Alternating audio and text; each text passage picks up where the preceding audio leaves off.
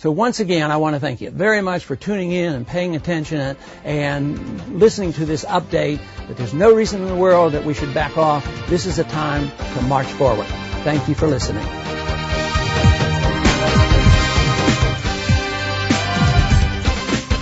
All right, my friends, welcome back to Anti-War Radio on Chaos 95.9 in Austin, Texas. And I'm joined on the phone by my friend, Will Grigg. He is the proprietor of RightSourceOnline.com and the great the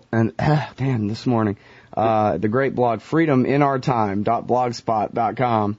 I'm glad I have the Adobe Audition. I can go back and edit and make that sound smart. Which I guess now I probably can't since I said that. Welcome to the show, Will. How are you doing? Scott, I'm doing great. Thanks so much for having me. Oh, yeah, well, it's great to have you on the show today. And the first thing I wanted to say is something I noticed listening to that Ron Paul audio is this guy is just incapable of referring to himself. I mean, here's Mr. Individualist, and he says we, and it's not a royal we. Exactly. It's not, oh, we think this and we think that. It's more like a humble we. Like he can only refer to himself if he includes all of his campaign and everybody behind him too. He just cannot bear to say I this and I that. I know. It's really kind of weird, especially when you're running for president and your opponent, John McCain, is up there saying, I am a great leader for this reason and that reason, and I will save the old people, and I will do this for the Mexicans, and whatever his thing, Ron Paul just cannot bear to describe himself in any way. Yeah, the expression, the humble we, is a perfectly suitable one to describe what Ron Paul is doing here, and that's one of the reasons why he's completely unintelligible to most of the pundit class. He speaks in the tones of humility, not a mock humility. It's not an affected humility. And humility is an idiom with which the political class is completely unfamiliar. When he talks about we, what he means is that we group of individuals, we individuals who have, on a voluntary basis, pooled our efforts to try to accomplish something worthwhile, he sees himself as simply part of a movement of individual-minded people who want to do something about throwing the government that is ruling us back into its constitutional cage. And that's one of many reasons why Ron Paul is so refreshing. He is a man who is thoroughly over himself. I've met him and spoken with him. I sat next to him at a dinner about a year and a half ago. A little more than that, actually. It was in December of 2005. And he only has one face. He doesn't have a face for private consumption and another one that he shows to the world. What you see on television, what you hear when you listen to an update, or what you read, for the most part, I mean, obviously there are ghost-written elements of some of what he's put out. We found out to our discomfiture recently. But for the most part, when Ron Paul is signing his name to something, and certainly when you see or hear him on television, that's exactly what he thinks and what he believes, and he's not going to step back from that one bit. Yeah. Well, actually, the first time I ever got a chance to interview him was in, late spring, early summer of 2004 at the Libertarian Party Convention in Atlanta. Yeah. And I actually somehow worked out a deal where he came up to my hotel room and I just put a tape recorder on the table and interviewed him for about 45 minutes, something like that. And you're absolutely right. I mean, he's just exactly the same in person as he is on TV.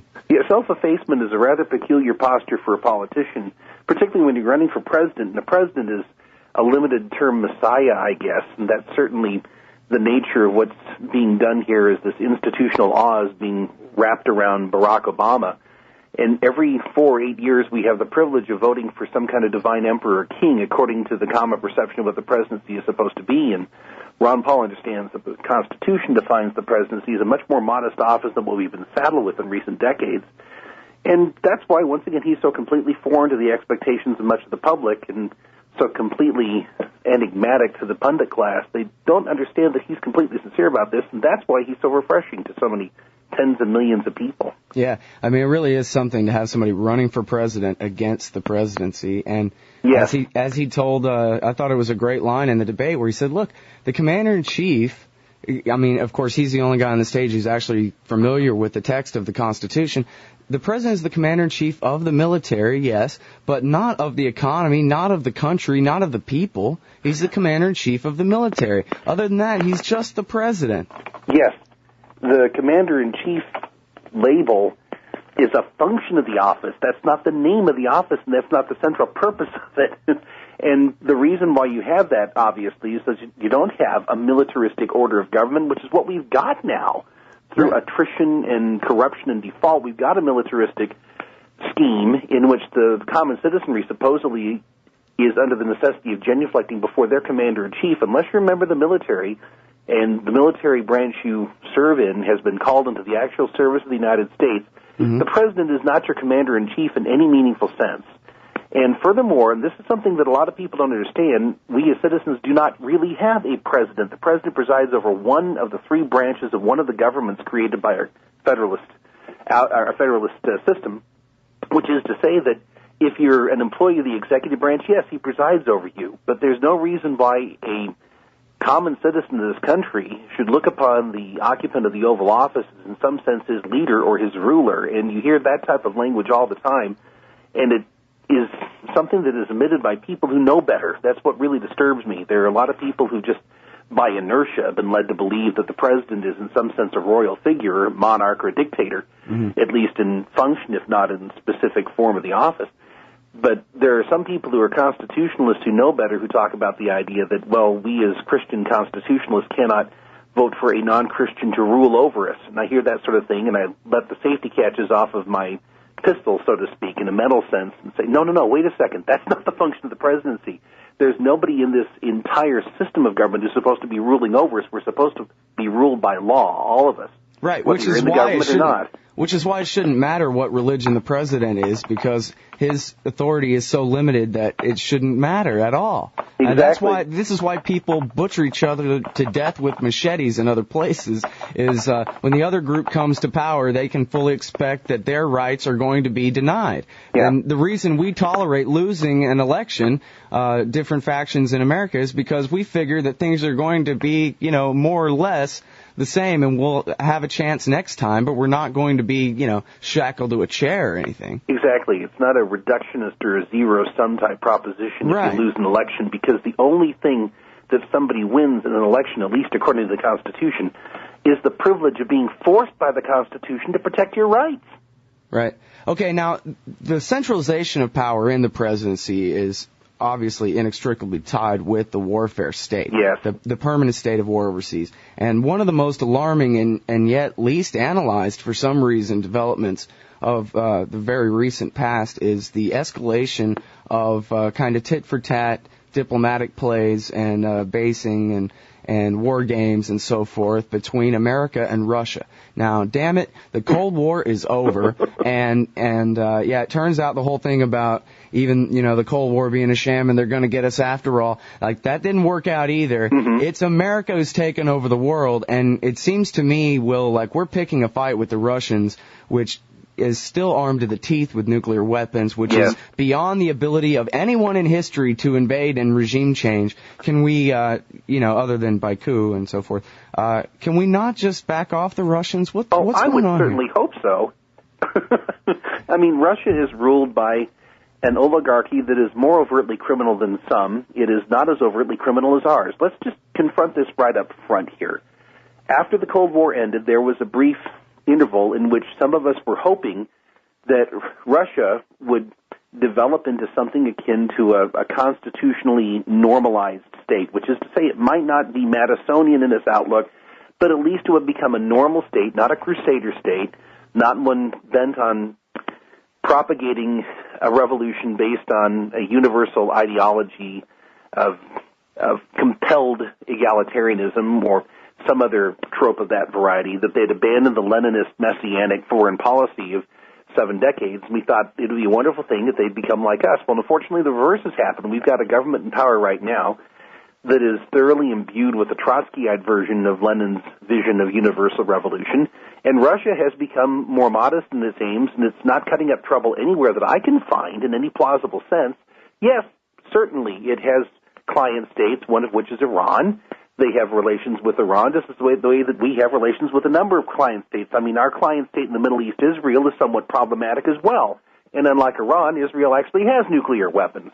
And they have indicated in the past that they're willing to use them. So, yeah, there are some problems here that our foreign policy would present to other people who are on the receiving end of it, just as we have certain issues historically with the Russian foreign policy. But theirs is less truculent, less expansionist than ours right now. And ours is more overtly ideological. You've got the President of the United States talking about igniting a fire in the minds of men in order to advance this global democratic revolution. That's an expression with a certain pedigree that goes back to 19th century radical politics of the same sort that spawned the Soviet Revolution. Now, internally, domestically, Russia's system is pretty awful. It's not as awful as it used to be, but if you happen to step on the wrong set of toes, you can end up being treated more or less the same way dissidents were treated 30 or 40 years ago. That's their problem. That's not our problem. We're making ourselves the world's problem right now. And that's something that I think the Russians, the common educated, politically aware population of Russia, that's the problem they're having with us right now. And I don't doubt for a second, after talking with a number of people who are libertarian-minded Russians who understand our system a lot better than most Americans do, you know, who read the writings of people like Jefferson and Madison and Paine and try to bring about a change in their system in the direction of liberty, is adumbrated by those thinkers. They're wondering what on earth has happened to the Americans that we are willing to countenance the same type of expansionist, aggressive foreign policy that the Russians had to live with for 40 or 50 years. Yeah. And they tore down the Berlin Wall. We are rebuilding it in Washington, D.C. Exactly. Yeah, we're rebuilding all kinds of walls, throughout the length and breadth of this country. We're building all kinds of barricades and institutionalizing permanent police state-style surveillance and creating a system where the head of the ruling oligarchy has the discretionary power to imprison anybody for any reason, for any length of time, and treat that person any way he sees fit. All these things are the type of developments that Russians are very familiar with from reading their history. I mean, Vladimir Vygotsky, the noted Soviet dissident who was thrown into the Sayhuska, the psychiatric gulag back in the 1960s, a few years ago, was mortified to find out that the Bush administration was thinking about normalizing torture and making it not only an official instrument of state policy, but more or less making it completely inaccessible to any kind of legal recourse. And Vygotsky said, basically that torture, in addition to ruining the society that practices it, it ruins the actual law enforcement and intelligence gathering capacity of that society. Because torture is a lousy way to obtain intelligence, but it's a really good way to get people to say exactly what the state wants them to say. So it creates a really bad feedback loop where the government's preconceptions are codified through the supposed intelligence obtained through torture, and expectations are changed within intelligence agencies in ways that make them completely useless as an instrument for finding out what's really going on in the world. You end up with generation after generation of people who, as torturers, become ruined individuals. They become abusive husbands. They become abusive fathers. They become psychological basket cases because of the things that they inflict on other people in the name of state policy.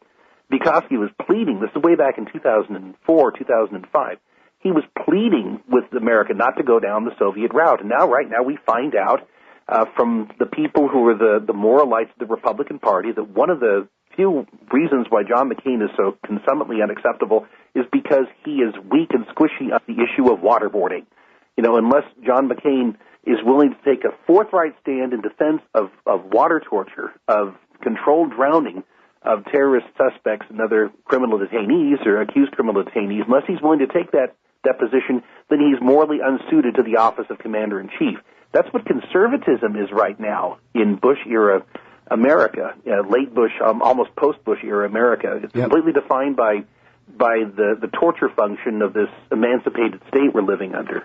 Yeah, well, and that's really the incredible part, too, is McCain's not conservative enough because he's not pro-torture, and yet he put his anti-torture seal of approval on the Military Commissions Act, which, of course, legalizes torture and provides retroactive immunity for all torturers in American government employ back to 1997. Yeah, the whole series of measures that were passed in late 2006, as it was clear they were losing the Republican majority in Congress, the Bush administration, they're not only making retroactively legal torture, but now, of course, we're seeing that they're trying to get legal immunity retroactively for the telecom companies that collaborated in the warrantless wiretapping. Mm-hmm. And then, as well, you have the Military Commissions Act and the assault on habeas corpus, the effective murder of habeas corpus, the destruction of the posse comitatus principle, which is supposed to keep the military separate from domestic law enforcement. All these things were really rammed through in 2006, and some of them are being picked up now later, like the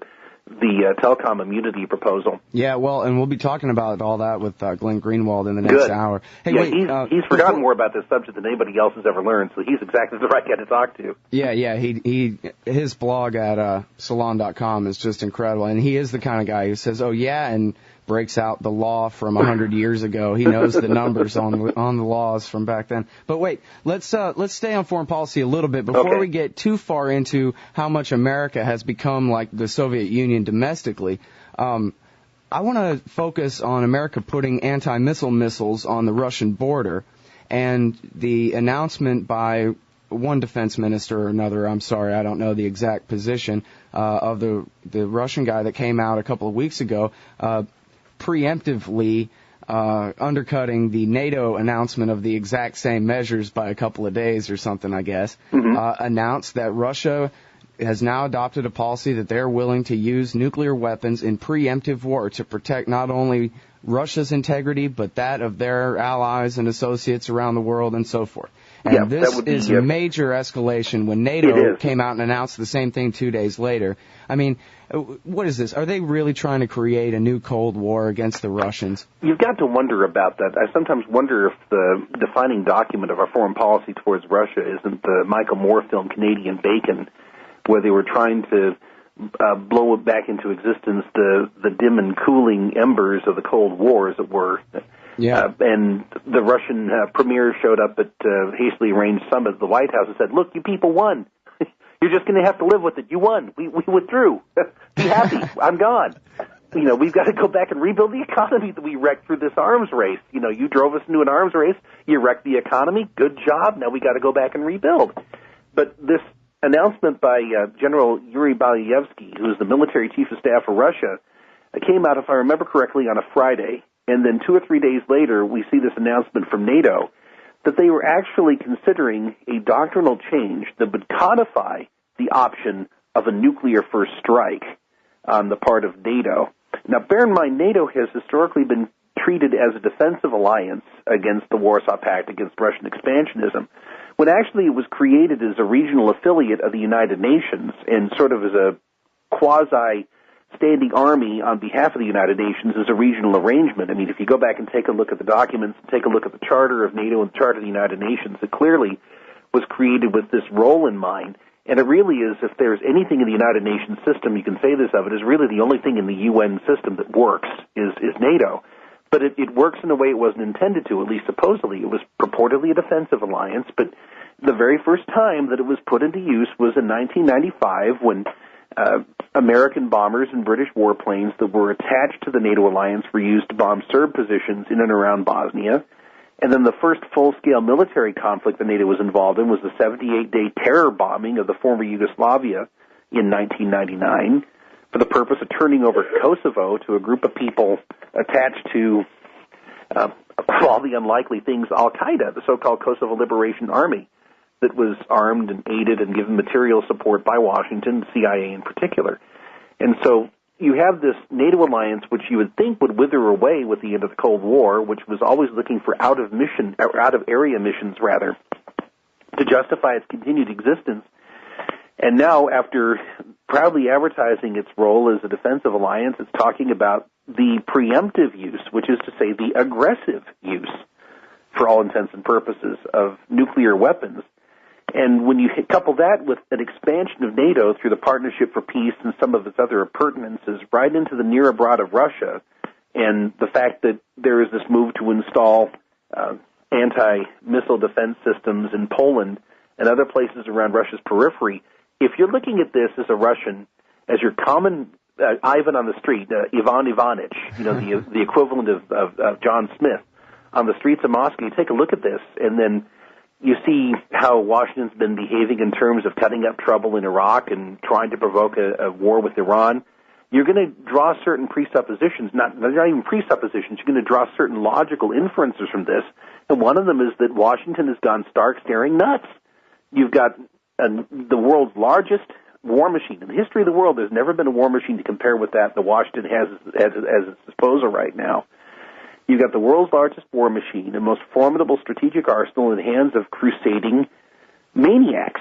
And they're encroaching in what has historically been looked upon as the logical sphere of influence of Russia, its own near abroad, and trying to find ways of provoking Russia, it would appear, into certain types of behavior. And congratulations, they seem to have provoked from Russia a contending preemptive nuclear doctrine. And I look at this and I wonder two things. First of all, how could people be so deranged as to pursue this type of a foreign policy? And secondly, why aren't people frantic about this?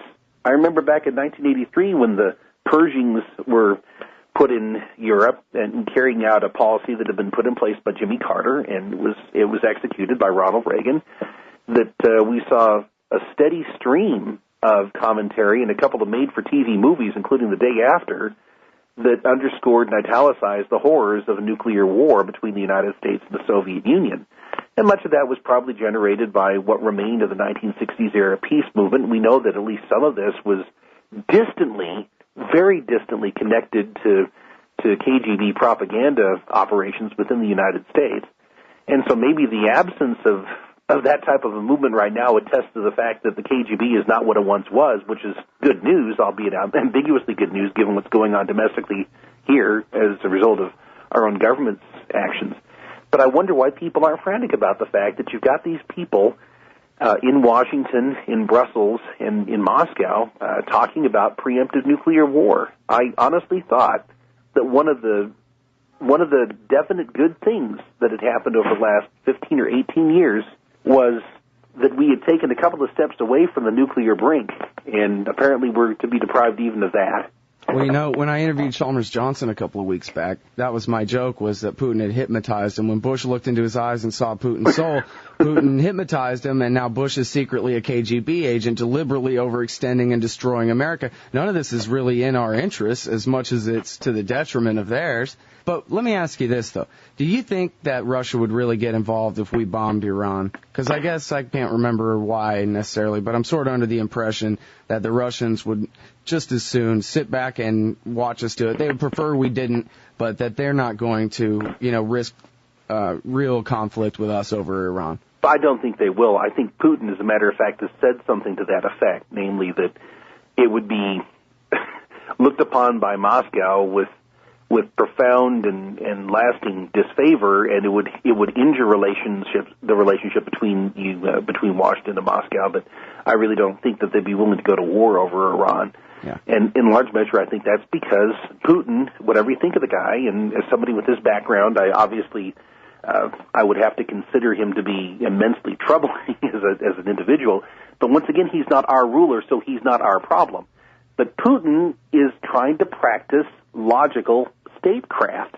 He's trying to think of what the interests of his country and his government would be, and he's trying to calibrate his policy to suit those interests as opposed to acting on abstract ideological calculations. And so I think he would understand that as injurious as it would be to the prestige of the Russian government to see one of their clients come under attack by Washington, and as big of a wound as it would inflict on the Russian economy, because they do have a lot of commercial deals with Iran, that it simply wouldn't be proportionate to go to war with the United States over Iran. And, the thing is about the preemptive doctrine, I'm for complete unilateral disarmament. We have enough conventional war machine to blast any capital city on Earth to rubble, so I don't think we need any atom or hydrogen bombs of any description. But it seems like during the Cold War they at least had the excuse that, look, the Russians have a much larger tank and army force, although their tanks were pieces of crap. Sure. But anyway, they have a much larger force, and if they come pouring through the Fulda Gap into Western Europe or whatever, then we'll have to blast them with nukes. We'll have no other way to oppose them. So we can't explicitly renounce the doctrine of using nukes against them. But now we've explicitly stated the policy that we would, but there's nothing like the Soviet military poised to, march into Western Europe to even point at. We're talking about what's our enemy on Earth today, aside from, the make-believe radical Islamic extremism in the sky. What we're really talking about is Osama bin Laden and his few hundred friends in exile in the Hindu Kush. Yeah, exactly.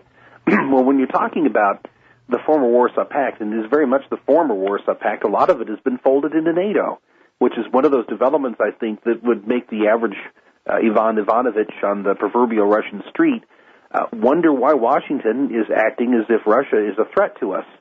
I mean, it's completely irrational. And I think that one of the elements of this is not getting any discussion, or at least it didn't until last week, was the fact that Russia and China and a number of other countries are becoming an economic threat to us, but it's an economic threat of our own making by virtue of the fact that so many of these countries, China in particular, Saudi Arabia is another example, are the ones who hold so much of the paper on our debt that they could more or less flush the United States simply by unloading their T-bills, or simply by refusing to buy any more of them. They could bring about the complete collapse of the dollar.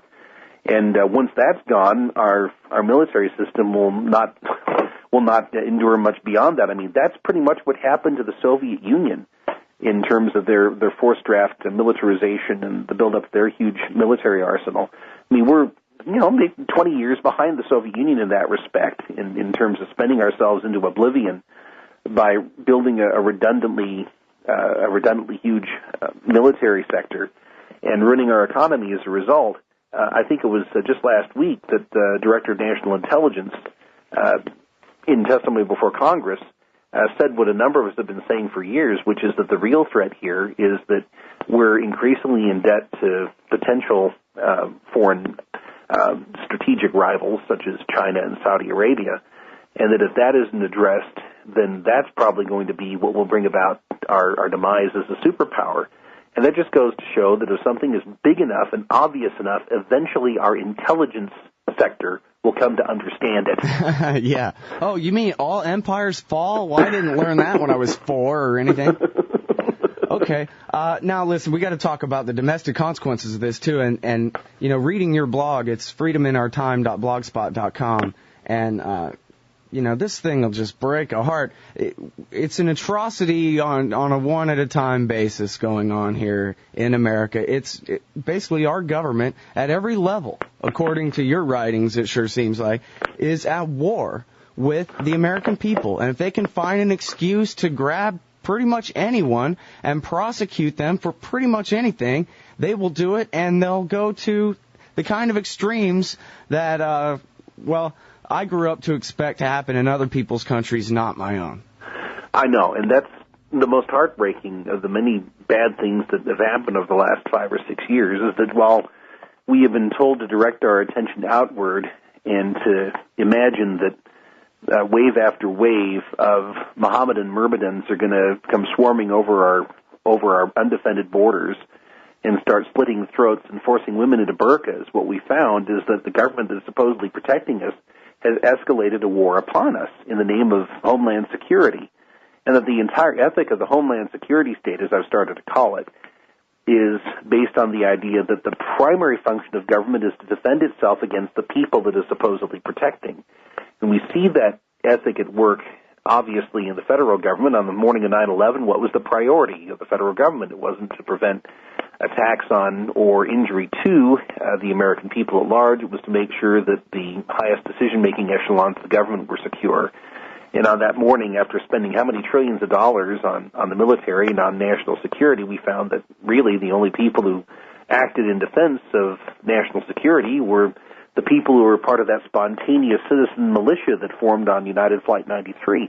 But if you take a look at what's going on right now with our law enforcement agencies, our state, local law enforcement agencies, sheriff's departments, and so forth, they're thoroughly imbued with this idea that they are in some sense on a war footing, and that it is the duty of the citizens to defer to law enforcement as if, once again, we were under some kind of an obligation of quasi-martial law status. You can find yourself being arrested for resisting arrest simply by questioning a decision by a police officer. They have been taught over the last 25 years, if you take a look at the literature, police officers have been taught to expect immediate, reflexive deference from the citizen.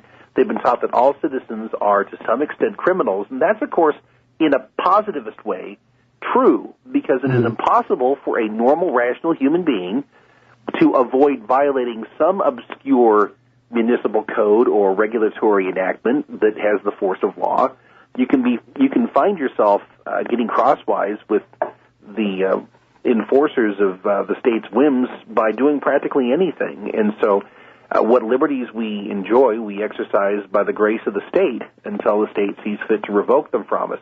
Mm-hmm. And this horrible story out of Ohio of Hope Steffi, this 46-year-old woman who called the police after she was the victim of an assault and ended up being arrested for resisting arrest and taken to a local jail and then molested by 7 corrections officers, 3 of whom were male. You had 3 males and I think 4 females, pin her down and strip her clothes from her and then leave her naked in the cell for 6 hours. This is, I think, paradigmatic of what our entire system has become. I mean, this is the sort of thing that would strike people, if they really paid careful attention to it, would strike people as exactly what you described, Scott, as something you would expect to read about in China. That was the first thing that flashed through my mind, is I have read accounts of women who have resisted the mandatory birth control policies in China or otherwise done something that provoked the wrath of Chinese authorities, being treated the way that Hope Steffi was. If she had been a Chinese woman and this had been video smuggled out of China and broadcast on CNN, I think there'd be a lot more indignation and outrage over what was done, because people have been conditioned to expect this sort of thing on behalf of other governments, but they don't see how this is the sort of thing that could happen downtown in Main Street, USA, whatever town you live in. This could be happening right now in your county jail, and statistically, it's likely that things of that sort have happened at your county jail, and that reflects this mindset that has been retrofitted into our law enforcement apparatus, that they are more or less permanently at war with the population because they have to make us submit to the state's will. You know, I saw an episode of Cops 15 years ago or something where they're on patrol and the guy's driving and talking to the camera, you know, his 15 minutes of fame. And he says, well, the way I figure, there's 2 kinds of people in this world, suspects and victims. And I guess now there's enemies and victims. Yeah, enemy combatants. It's, you know, there's been a lot of history of a lot of brutality by state governments and the national government against the people of this country all throughout our history. In a lot of ways, you know, you have the right to not be tortured into confessing is sort of a fairly new advent in American history, but I don't think it was ever really the code before. It was the code, at least. The law always said the minimum amount of force required, not overwhelming force. Overwhelming force is how the Marine Corps treats Iraqis. Mm-hmm. Minimum force is how law enforcement is supposed to protect the rights of suspects and victims alike in this country. Yeah. Well, take a look at the standard issue police officer that you'll see on Cops or on Dallas SWAT or in any of these other quasi-reality programs that serve more or less as an infomercial for the Homeland Security State. Or, if you can, go to your local police department, your local sheriff's department, take a look at the demeanor and the accoutrements of office, the haircuts, the hairstyles, listen to the language that these people increasingly affect. It's militarized. I mean, the modality, the mean, the mode of presentation, very rarely do you find somebody who does not come across as somebody who is part of an army of occupation as a deputy sheriff or as a police officer, as opposed to being a conspicuous peace officer, a member of a professional police force whose role it is to be a conspicuous presence, once again, so that citizens who are having trouble with somebody who is threatening them can seek out the police officer and get his help in order to protect his rights, which is the only excuse we have for having police forces to begin with. They're supposed to be there basically as an auxiliary protection to the individual who is facing a threat to his person or property, whereas now they are more and more frequently becoming overtly militarized, even when you're talking about common line police officers. And this is something that validates, once again, the biblical principle that a little bit of yeast can leaven the entire lump of bread. When we started creating these SWAT teams and tactical teams about 35 years or so ago, the idea would be that they would be used very rarely and only in circumstances where they had to intervene in order to protect the lives of the innocent, and that to the extent that shots were fired and an actual enforcement action had been undertaken by a SWAT team, that represented a failure of policy. But over decades, they become more thoroughly integrated into standard law enforcement departments, and their demeanor, their mode of thinking, their approach to the law enforcement as being basically a domestic war, that has leavened the entire police system now to where you've got SWAT teams in communities as small as 2,000 or 3,000 people. They're almost always funded by the federal government. They're funded through the Law Enforcement Support Organization from the Pentagon. They're funded through the Department of Homeland Security. And the way that they approach law enforcement has an immediate impact on the other members of a given police agency. They start to adopt the same affectations and the same perspective, that their role in the community is to control and dominate. It is to clear and hold, to use an expression that actually started here with domestic law enforcement and is now being used over in Iraq. When they're talking about clearing and holding neighborhoods, that was an expression that was been used in urban police work. Yeah, counterinsurgency. Exactly. Yeah, and it's a terrifying development here, and it's the logical concomitant of the effective abolition of posse comitatus when Mr. Bush signed the John Warner Defense Bill back in September 2006. Even before that, a year ago in New Orleans, during Hurricane Katrina, when he had the National Guard come in and act as the posse comitatus and Blackwater mercenaries, who are a quasi-governmental outfit. I mean, that's a public-private partnership, which is to say it's a form of fascism when you've got people who are part of a nominally private group, private corporate group, carrying out official functions of law enforcement. And they all follow this ethic, which is that their job is to make sure that the population submits. And when you've got they even have counties where they just fired the sheriff's department and hired Blackwater to be the sheriff's department in some places. Yeah, I've been looking into that as well. I mean, that's the kind of thing that ought to happen in some crazy Orwellian future, not this month. What are we talking about? Yeah, that's the RoboCop future, where the whole world is run by a corporation that interfaces with the government and which runs the government, and law enforcement takes the form of being overtly militarized and entirely totalitarian. And you have 5 seconds to comply. 4 seconds, 3 seconds, etc. And the other thing here, too, is, and this is the one we featured on antiwar.com the other day, was the domestic face of the torture state. Yeah. And along with this, and we only have just a few minutes left, I guess we can go a little bit over, but we got to address here, or you got to address torture by local cops, and also the immunity and the impunity that goes along. It's been in the news that this cop murdered his girlfriend and is getting in trouble for it, but that's only because he murdered her when he was off the clock. If he had done this in a jail cell or by the side of the road, it would have been perfectly okay. And that impunity is something that goes along with the degree of suffering that we have to endure. Yeah. Well, the Hope Steffi case in Ohio was just one example of somebody being sexually assaulted in detention by the county detention officers. There was a case about several months earlier, where 3 teenage girls had been accused of trespass on a public sidewalk, which strikes me as another completely contrived charge. Had a scared straight experience. They were taken on a tour of the jail, and while they were there, these male corrections officers were making derisive remarks about their female anatomy. They were forced to undergo strip search, the cavity search. They were threatened with jail rape, prison rape. What an infinite source of amusement that scenario is. And they're suing the same Stark County Corrections Department that Hope Steffi has been suing. But you also have the spectacle of something called the restraint chair, which is, as I refer to in my blog, sort of a retro-medieval device where you're strapped down for several hours and immobilized. And people have been left in these things literally for days on end to sit there and wallow in their own feculence.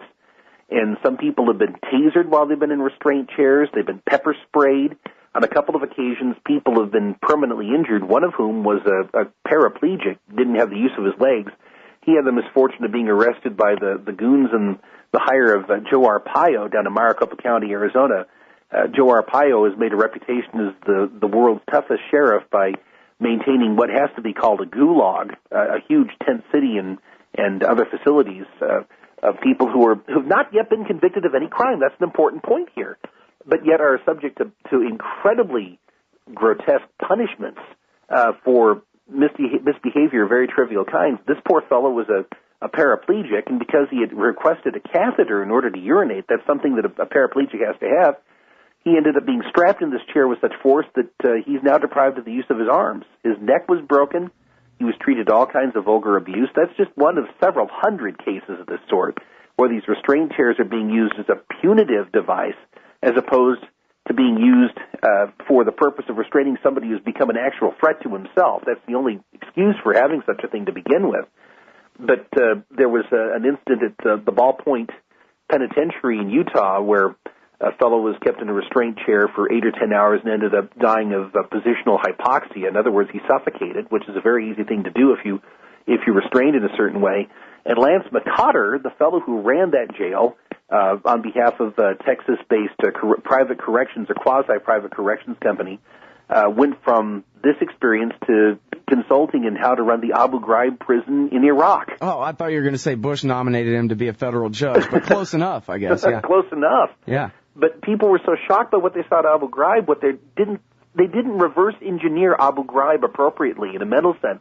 They should have said, okay, who are the people running Abu Ghraib? Well, we have people who are running the correction system here in the United States. Yep. Who were the people who conducted these atrocities? Well, they were people who were reservists and guardsmen who in their private life were correctional officers, were prison guards. And they didn't understand the implications that has for what's going on here in this country with the world's largest prison population, larger in absolute numbers than the prison population of communist China. Yeah, see, this is the real elephant in the living room here going on, where we live in a society of 300 million people where we just, pretend that we don't have the biggest prison population in the world? We get all teared up at the land of the free and the home of the brave, and yet we have 7 million people who are either in jail, prison, probation, or parole. I mean, this is becoming a police state, torture notwithstanding, just raw numbers. Yeah. And the assumption is, if you take a look at a lot of these economically depressed communities, there's some up in northern upstate New York, for instance, where manufacturing is fled. So what do they do in order to revitalize the economy? They build a prison in the serene confidence that if you build them, they will come.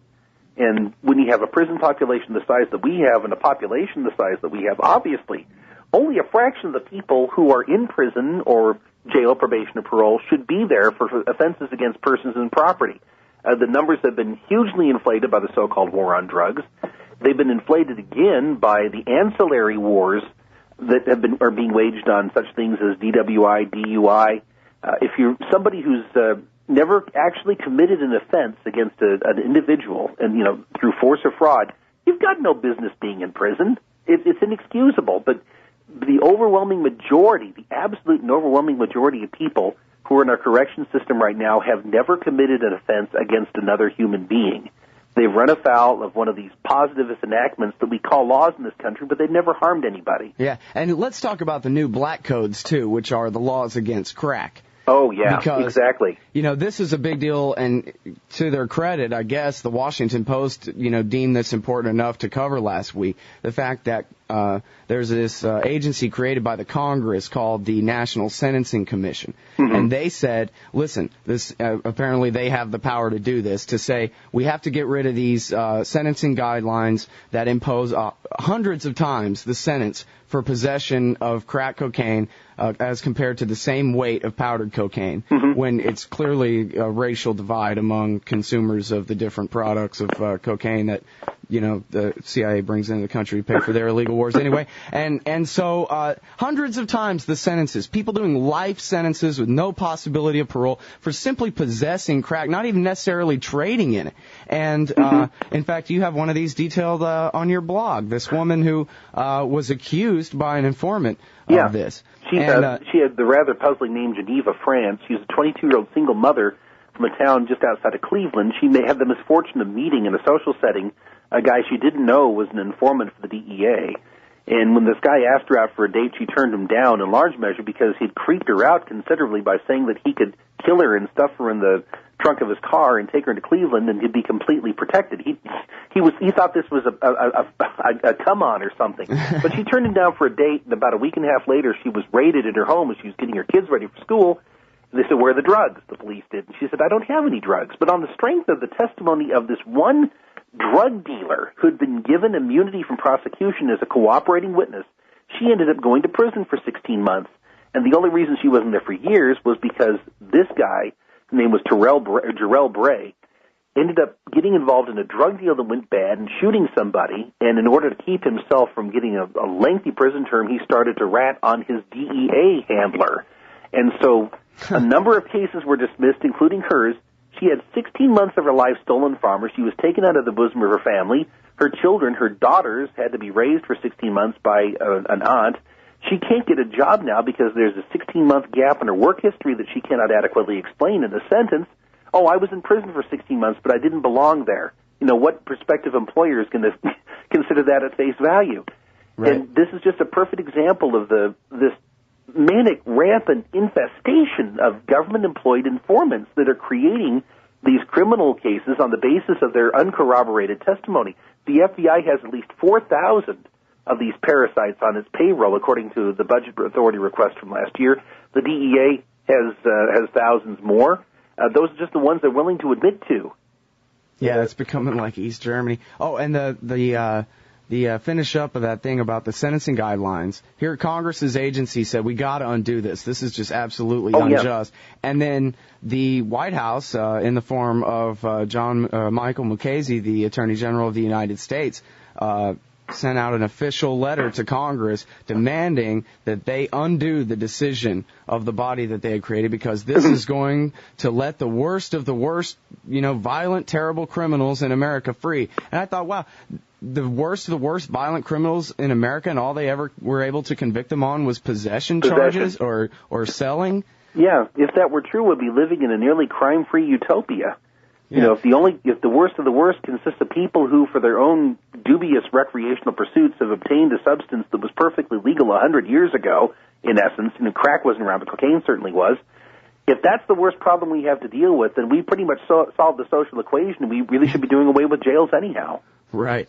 Yeah. And, this is the thing that really gets me, is the idea that, wow, some bureaucracy I've never heard of is trying to undo this. This is one of the greatest triumphs in the war against the drug wars in years that I've heard of. And immediately, waterboarder Mukasey and his buddies moved to block it. Exactly. That's what they would call a check and balance, because it prevents a successful effort to rein in the abuse of government power, which is what they're certainly vigilant about. Well, not the abuse of power, but any effort to rein it in. Do you think that with all the joint task forces and all the new Homeland Security projects and the kind of layer cake or the marble cake federalism going on in terms of police power, where all the 18,000 sheriff's departments and city police departments in the country are all on federal welfare now, and all these new bureaucracies, is there any way that we were ever going to be able to undo this? Well, I have a fleeting and sort of perverse sense of optimism that the cratering of the dollar and the resulting economic collapse will actually work to our benefit, because when the government runs out of money, as we saw in a number of previous instances historically, when the empire runs out of money and can no longer pay the legions generally find something else to do. And that's what we're talking about now when we talk about these police agencies that are on the federal dole. I mean, these are legions of an army of occupation, and at some point, I don't know how soon that would be, but perhaps within the foreseeable future, just simply through the attrition of our imperial politics and the economic havoc that results, we'll end up with an opportunity to restart the system at least somewhere. But if present trends continue unchecked for the next 5 or 6 years, 5, 10, 15 years in the future, I really can't see any hope for the preservation of liberty. And these people are talking about a war, a so-called war on terror, that sort of subsumes all these other wars, the war on drugs and so forth, that would last for at least a generation or two. And if this goes on for a generation longer, I don't think that you or I or anybody else who has some dim memory of what America used to be would be able to recognize the country would be living in. Yeah, it's always the... actually, I read somewhere that a frog will jump out of a pot if you turn the heat up, even slowly, But anyway, the analogy is still good. I mean, I know that in 1981 or 82 or something, when I was in elementary school, if Ronald Reagan had said, all right, everybody, we're going to have national ID cards and we're going to put cameras up all over your neighborhoods and we're going to have, sneak and peek warrants to come in your house whenever we feel like, the American people would have grabbed their rifles, even if he was a Republican. At least here in Texas, they would have just said no. Yeah.